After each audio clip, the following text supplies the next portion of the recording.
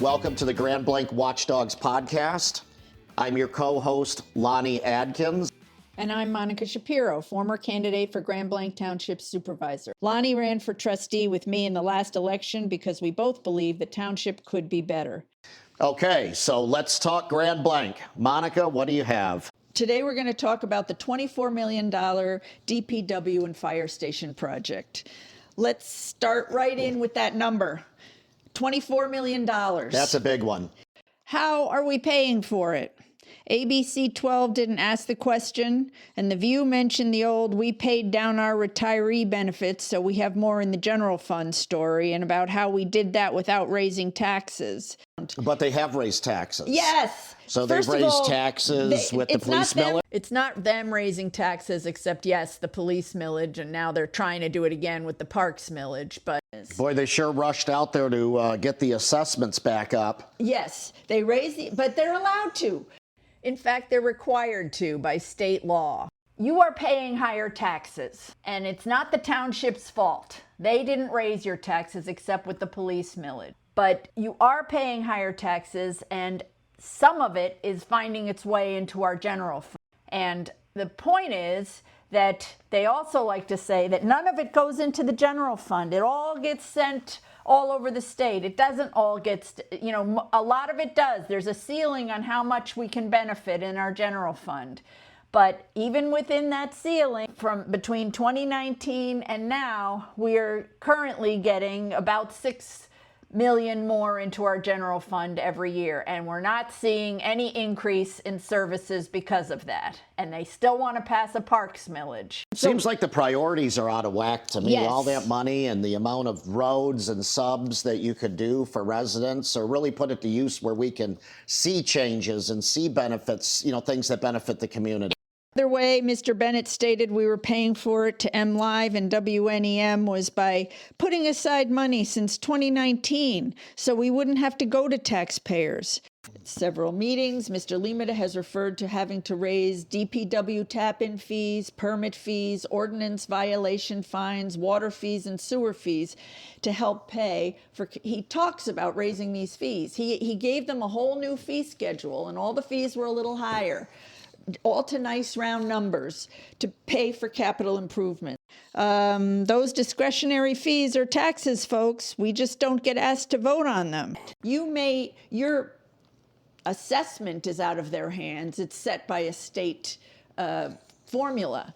But these discretionary fees, they raise whenever they want. They're charging an extra 1% on these. Not only are they not helping with the special assessment districts, they're trying to find places where they can charge us more and make money off us, off our backs, trying to fix our own roads. Well, it's always the smoke and mirrors, right? We can do this without raising taxes, but we're going to raise all the fees and all the other things we rely on, which, you're right, Monica, that is nothing more than a tax. Yeah. Well, and another thing, Monica, with this, I can't imagine this building of the DPW is going to go over very well with the community, because water rates, every board member for the last 3 or 4 years has heard the same thing loud and clear, that water rates are high, water rates are high, they're way too high. As a result of that, now we're saying, okay, we can take all this money and build a building. We already have an existing building. I tried for a couple of years to try and get water rates down. We had a lot of interesting things. Other subdivisions in the community wanted to look at going to back to a well source of water, other things to control their cost. And it's just really a smack in the face to the community to say that we can't lower your water rates or help you with that. Because we're building this building. Building this big, huge building. We need the money for the building. Yep. But the bulk of the $24 million cost is not coming out of that set-aside money. That's $3.5 million.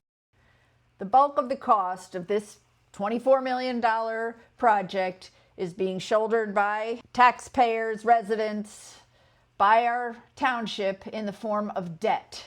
Good old-fashioned Democrat-style debt.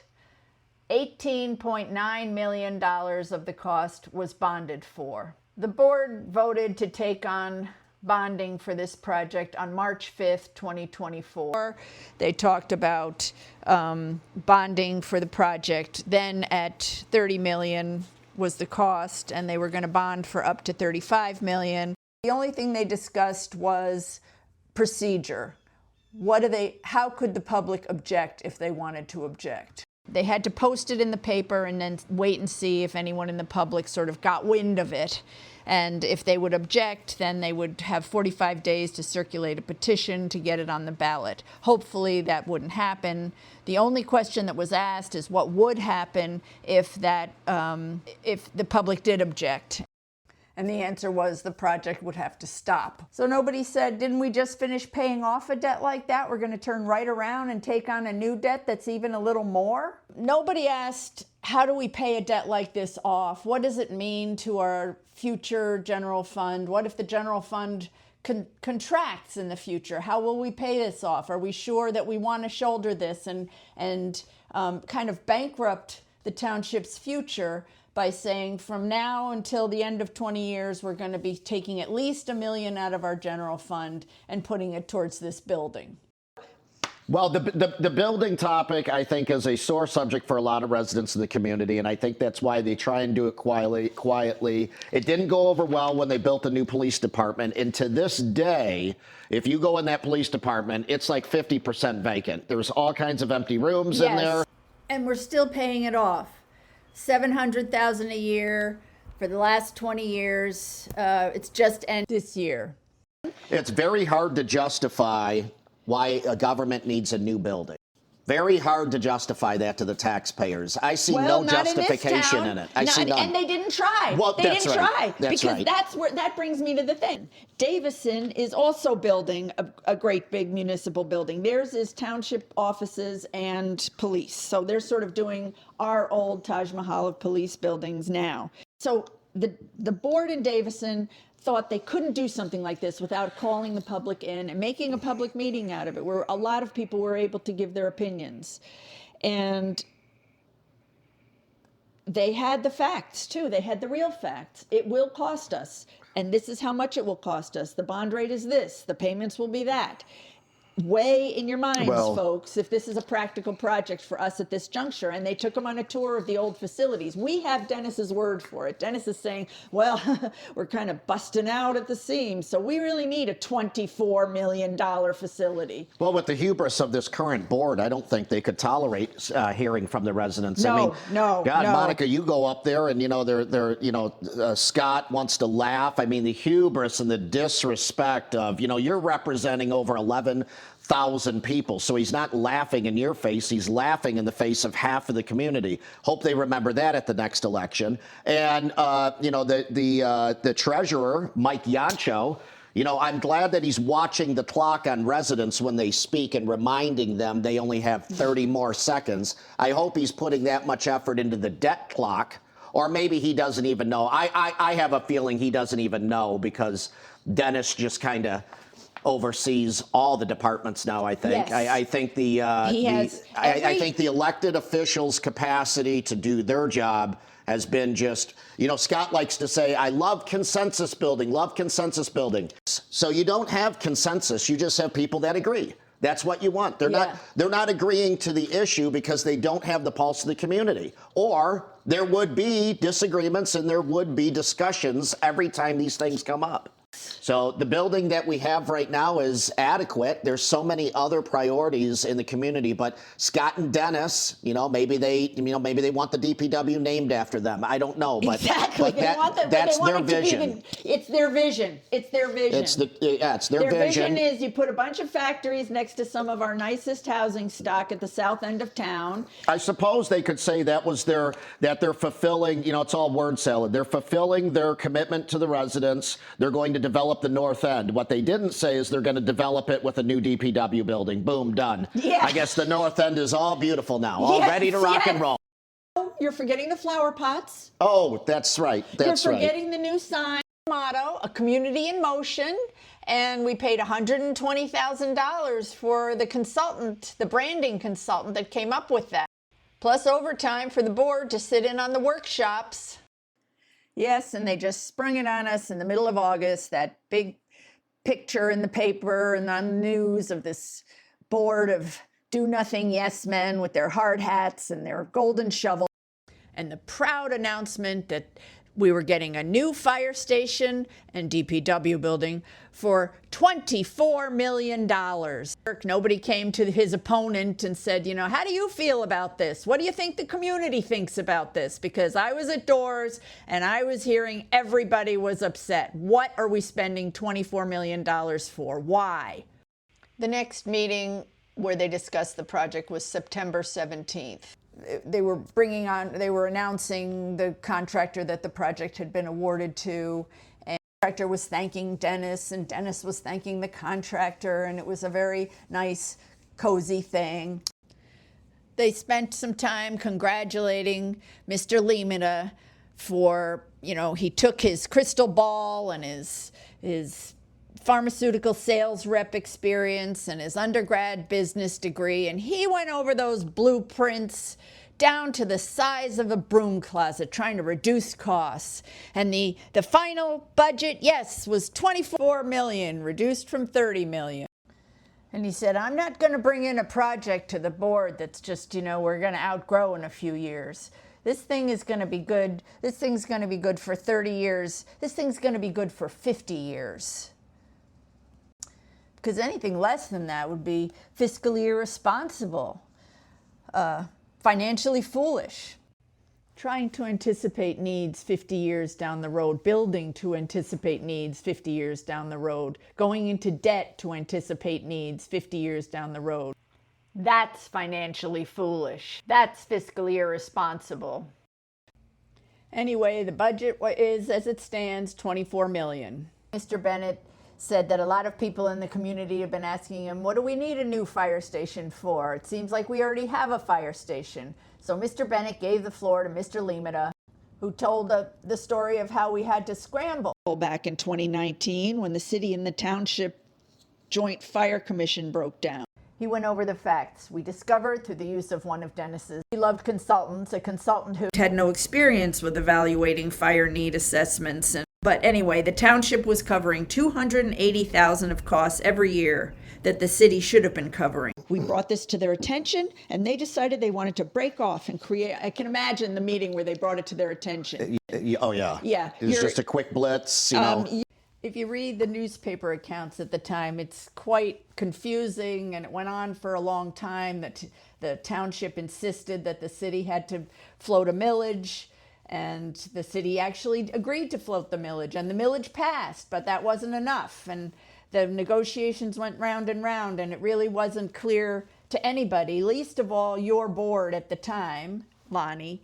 But whatever happened, something went on that wasn't good. They broke the whole thing up, like a 40-year partnership between the city and the township. Anyway, it was certainly their prerogative to save $280,000, which after all is going into the same pot of fire coverage for both our communities, is a matter of negotiation that Mr. Limita and Mr. Bennett were unable to resolve amicably. We are here today to announce a $24 million project. Here's where you want someone on this board to stand up and say, wait, to save $280,000, we're now going to spend $24 million? How is that of net benefit to this community, Mr. Superintendent? If they had asked that, Mr. Limita would have corrected them. Oh no, only $8 million is for the new fire station. Only $8 million. The other $16 million is for a whole new DPW facility, which we didn't even know we really needed. Why do we? But this board was just fine. Save $280,000, spend $24 million. Makes sense. Continue, Mr. Superintendent. So Mr. Limita went on to say that the interim station that they concocted out of the DPW's space put them too close to the carcinogenic fire supplies. So it wasn't a safe environment for them to be sleeping. So here again is a place where you'd like, you know, this board to pipe up and ask, well, wait a second, didn't we spend $1.5 million of our ARPA funds to make the Baldwin Road fire station safe for overnight firefighters? Why can't these guys sleep there? Why, to date, that station isn't being used for anyone overnight. It's a part-time fire station. No one sleeps there. And if we're going to be returning the old DPW space that we converted into an overnight fire station, if we're going to be converting that back to DPW space, maybe that ought to knock something off the 16 million. But that is not our board. That is not the team. There's no room for dissension. Yeah. Consensus building, remember, consensus building. But still, the maximum that Dennis was given to, we kept that ceiling of 35 million intact. I don't know if anybody's counting, but that's an $11 million contingency fund. Because, you know, there's overruns on these jobs, and he needs to be free to just, agree to them. So he's an easy guy to work with for his contractor friends, because he just keeps, I can get more out of the township. I can keep raising it. And guess what? He doesn't even have to have such a big allowance, because he's not spending all the way up to the max. In fact, he hasn't increased the debt at all. He's gone directly to the general fund. So this project that's supposed to, be good for 50 years after, 56,000 and for some kind of special wake-up system, alert system that brings them to consciousness slowly and posts a big lighted map on the wall so they know where they're headed. I mean, this is a small town. Why do we need this kind of fancy stuff? But the board just says, sure, yes, we have it in the $1.5 million overnight station we already created. This new one should have it too. Nope, they just say, oh, it's for the building? Okay, and it gets voted in. Nobody's even asking. Wasn't the point of going into debt for this thing that we could still have some general fund reserves for things the community wants, needs, cares about? I stopped watching after 3 or 4 meetings. Once it hit $350,000 extra dollars, when they were crying poverty and they couldn't come up with the money for the Perry Road gap. Well, it sounds like with all these fire department, DPW building, we could have repaved a lot of subdivisions in this township. A lot of them. That's the bond we should be going into. Or maybe we don't go into debt at all. Maybe we welcome that $700,000 from the police station being paid off, and we start looking around for what things we can actually afford to do now without taking on a $24 million project. Us with our $24 million in debt and using all $3 million of our ARPA funds, one for the half of the station, the sleeping quarters on Baldwin, and the other 1.5 to go into the down payment on the building. Those ARPA funds came out of your federal taxes. Some townships across the state take that money that came in as a community pride building exercise. Let the people in on deciding what they'd like to do with the money. Make it fun. We don't have to be pushing things down the throats of a community that doesn't want it. Right. Well, it's that condescending, I'll call it condescending government we have here in the township. We said we would do something with the north end. Look at the building we built. Yeah, it's fancy. It's fancy. It's nice. We did it for ourselves. So now keep in mind, we did have input from the residents. They said they wanted something done with the north end. We did. It's the condescension form of Grand Blanc Township government at its best. Yes, but you know what? These are the guys we elected. This is the vision they have. Forget parks. Forget the Grand Blanc Grid project of alternative transportation. Forget a new school. Forget all kinds of things that would make this a better community to live in. Nothing that they're doing is making quality of life in Grand Blanc better. Nothing that they're doing is making Grand Blanc a more appealing place for the kind of restaurants and stores that people would like to see. But this podcast is almost 20 minutes long, and I've just touched the surface of how much wasteful spending goes on and how we are putting ourselves deeper and deeper in debt with these guys. And it's all out there in the meetings. If you choose to watch them, they don't seem to care one bit because they assume no one is watching. But Lonnie and I are watching, and we'll try to keep you up with what's going on.